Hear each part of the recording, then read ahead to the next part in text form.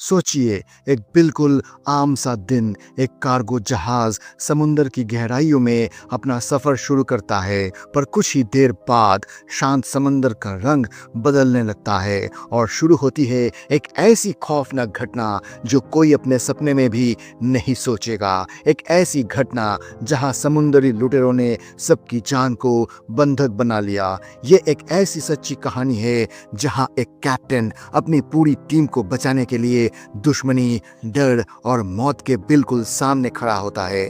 Film का नाम है कैप्टन फिलिप्स। तो चलिए शुरू करते हैं, लेकिन उससे पहले नमस्कार दोस्तों, मैं हूं सैम और यह है know the story. April 2009 Oman के सलाला पोर्ट से एक विशाल कार्गो जहाज एमवी मार्क्स अलाबामा अपने अगले सफर पर निकलने को तैयार था। इस जहाज में हजारों मीट्रिक टन सामान भरा था। जहाज का कैप्टन थे कैप्टन रिचर्ड फिलिप्स, जो अपने 23 मेंबर के क्रू के साथ केनिया की तरफ रवाना होने वाले थे।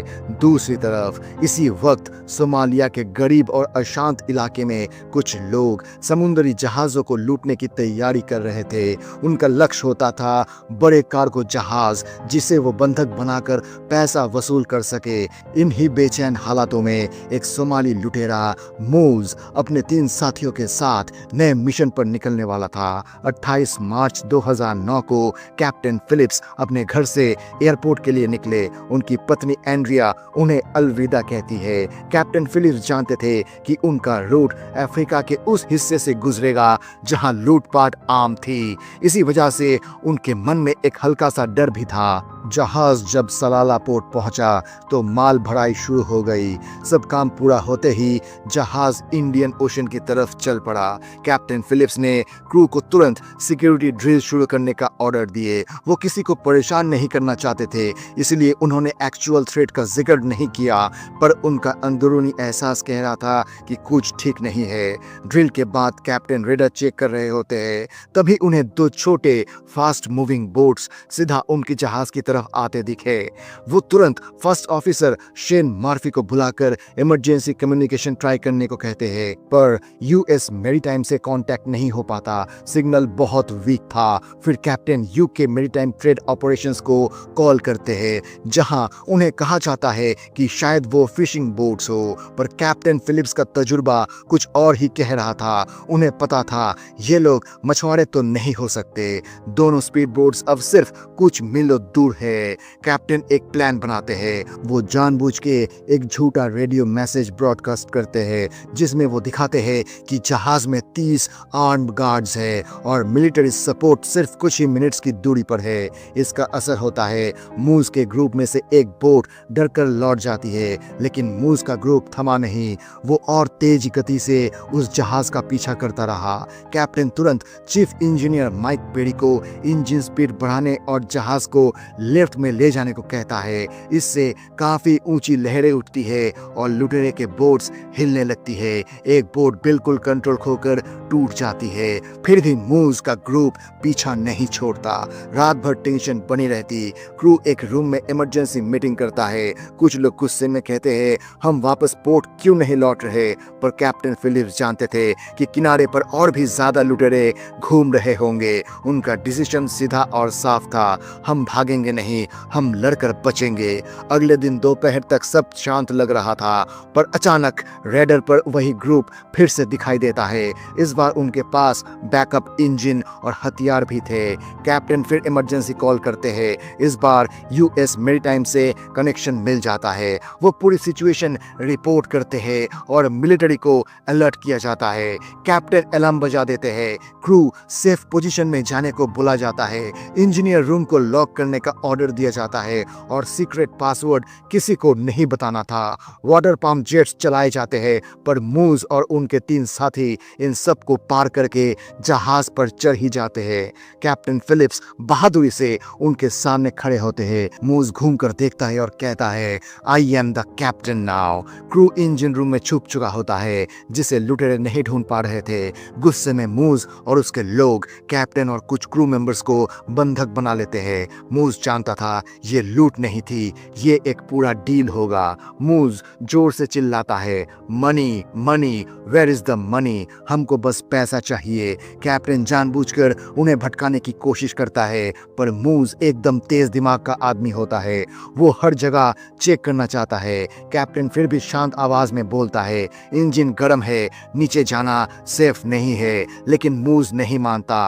वो कैप्टन को भी साथ लेकर इंजन रूम की तरफ बढ़ता है। इंजन रूम में अंधेरा होता है। क्रू ने पहले से एक छोटा ट्रैप बना रखा होता है। फ्लोर पर टूटे हुए ग्लास के टुकड़े। मूज का एक आदमी अनजान में उन पर पैर रख देता है और जोर से चीख पड़ता है। मूज गुस्से में आ जाता है। वो समझ जाता है कि क्रू आसपास ही छुपा हुआ है, लेकिन कैप्टन फिर भी मूज को कंफ्यूज रखता है। ऊपर डेक पर जहाज के चीफ इंजीनियर पेरी जनरेटर बंद कर देते हैं। पूरा जहाज ब्लैकआउट हो जाता है। लुटेरे पैनिक करने लगते हैं। कैप्टन कह देता है, पावर नहीं है, कोई मिलने वाला नहीं। मूज को लगता है कैप्टन झूठ बोल रहा है। गुस्से में आकर वो कैप्टन को ऊपर कंट्रोल रूम में ले जाता है। काफी समय तक क्रू और लुटेरे एक दूसरे से माइंड गेम खेलते रहते हैं। आखिरकार लुटेरे फैसला करते हैं कि वो कैप्टन फिलिप्स को हॉस्टेज बनाकर लाइफ बोट में भाग जाएंगे। मूज बोलता है, हम तुम्हें चोट नहीं पहुंचाएंगे, हमें बस पैसा चाहिए। कैप्टन को जबरदस्ती लाइफ बोट में बिठा दिया जाता है। जैसे ही लाइफ बोट पानी में उतरती है, यूएस नेवी उनका सिग्नल ट्रैक कर लेती है। रात भर यूएस नेवी की जहाज उनकी लाइफ बोट को घिरे रहते हैं। स्पॉटलाइट्स और ड्रोन्स मूज और उसके टीम को डराने लगते हैं। नेवी के कमांडर फ्रैंक लाउडस्पीकर पर अनाउंस करता है, बंधक को छोड़ दो वरना हम एक्शन लेंगे। मूज फिर भी मना कर देता है। वो $10 मिलियन मांगता है। यूएस नेवी उन्हें पानी और खाना भेजने का नाटक करती है, सिर्फ उनकी पोजीशन कंफर्म करने के लिए। कमांडर फ्रैंक मूज को वार्निंग देता है, एक भी गलत कदम और जवाब दिया जाएगा। मूज थोड़ा घबरा जाता है, पर फिर भी समझौता करने के लिए तैयार नहीं होता। इसी वक्त कैप्टन उन लुटेरों से कहता है कि उन्हें टॉयलेट करना है। तब एक लुटेरा उन्हें बाहर ले जाता है और तभी कैप्टन मौका देखकर सीधा उसे धक्का देके खुद पानी में कूद पड़ता है। लेकिन कैप्टन ज्यादा दूर नहीं जा पाता। उन्हें लुटेरा फिर से पकड़ लेता है और बोट में वापस ले जाता है। वहां उन्हें बहुत मारा जाता है। इधर यूएस नेवी भी हरकत में आ जाता है। वो एक हेलीकॉप्टर भेज देता है, पर तब तक कैप्टन को फिर से बंधक बना लिया जाता है। इधर यूएस नेवी चुपके से एक प्लान बनाती है। रात के अंधेरे में वो एक बोट लेके लुटेरे के पास जाता है और कहता है कि पैसा आ चुका है और उसे लेने के लिए यूएस नेवी के जहाज पर चलना है। इन सब बातों के बीच वो बोट के पीछे एक रस्सी बांध देते हैं ताकि नेवी बोट उसका कंट्रोल ले सके, और उसी के साथ एक कम्युनिकेशन डिवाइस भी लाइफ बोट पर लगा दिया जाता है ताकि अंदर होने वाली हर बातचीत उन्हें क्लियरली सुनाई दे। अब मूज कैप्टन को उसके बाकी 3 साथियों के हवाले छोड़कर पैसा लेने यूएस नेवी के जहाज पर चला जाता है, पर जाने से पहले यूएस नेवी मूज को कहता है कि अपने साथियों को कहे कि वो कैप्टन को बाहर ला के दिखाए ताकि कंफर्म हो सके कि कैप्टन जिंदा है और ठीक है। लुटेरे घबराकर कैप्टन का सिर ऊपर उठाकर दिखाते हैं। अब यूएस नेवी स्पीड बोट्स लौट जाता है और शक्तिशाली फ्लड लाइट्स ऑन कर देती है, जिससे लाइफ बोट का पूरा इंटीरियर बिल्कुल साफ दिखने लगता है। लेकिन लाइफ बोट के अंदर से बाहर जहाज के ऊपर कोई ठीक से नहीं देख पाता। यूएस स्नाइपर्स अपने पोजीशंस ले लेते हैं। एक ही टाइम पर तीनों लुटेरों को टारगेट करना जरूरी होता है, इसीलिए स्नाइपर्स वेट करते हैं कि उन्हें परफेक्ट लाइन ऑफ साइट मिल जाए। नेवी धीरे धीरे लाइफ बोट को सही शूटिंग रेंज में खींचने लगती है। इस तरफ कैप्टन फिलिप्स बिल्कुल थक चुका होता है। वो समझ जाता है कि शायद ये उसकी जिंदगी का आखिरी पल हो सकता है। वो अपने घर वालों के लिए एक चिट्ठी लिखना शुरू करता है, लेकिन एक लुटेरा उसका कागज छीन लेता है। कैप्टन देना नहीं चाहता और तब कैप्टन और उन 3 लुटेरों के बीच हाथापाई शुरू हो जाती है। लेकिन कैप्टन अकेला था और वो 3 लुटेरों के साथ नहीं लड़ पाया। वो कैप्टन का हाथ, पैर और आंख बांध देता है। बोट के बाहर लगी उस कम्युनिकेशन डिवाइस से यूएस नेवी को इस बात का पता चल जाता है। टेंशन बढ़ता है। लुटेरे उसे पकड़ कर रखता है। कैप्टन बेचैनी में अपनी फैमिली को याद करता रहता है। कंट्रोल रूम में बैठे नेवी ऑफिसर्स भी कैप्टन की हल्की सी रोती हुई आवाज सुन पाते हैं। स्नाइपर्स को फाइनली परफेक्ट क्लियरेंस मिलती है। नेवी लाइव पोर्ट का टो लाइन लॉक करती है और जैसे ही तीनों लुटेरे क्लियर व्यू में आते हैं, 3 गोलियां एक ही पल में। स्नाइपर्स एकदम एग्जैक्ट शॉट लेते हैं, तीनों लुटेरे तुरंत गिर जाते हैं। कैप्टन के मुंह पर भी कुछ खून छिड़क जाता है, वो शॉक में आ जाता है। यूएस नेवी तुरंत लाइफ बोट में घुसकर कैप्टन को रेस्क्यू करती है, उसे जहाज पर लाया जाता है। कैप्टन को ब्लैंकेट में लपेटकर मेडिकल टीम चेकअप शुरू करती है। मूज शॉक में रह जाता है और नेवी के हाथ लग जाता है। कैप्टन का हाथ कांप रहा होता है, वो बोल ही नहीं पाता, सिर्फ रोने लगता है और हिचकियों में कहता है, प्लीज मेरी फैमिली को बताना कि मैं ठीक हूँ। मेडिकल ऑफिसर उसे तसल्ली देता है कि उनकी फैमिली को सिचुएशन की पूरी अपडेट दे दी गई है।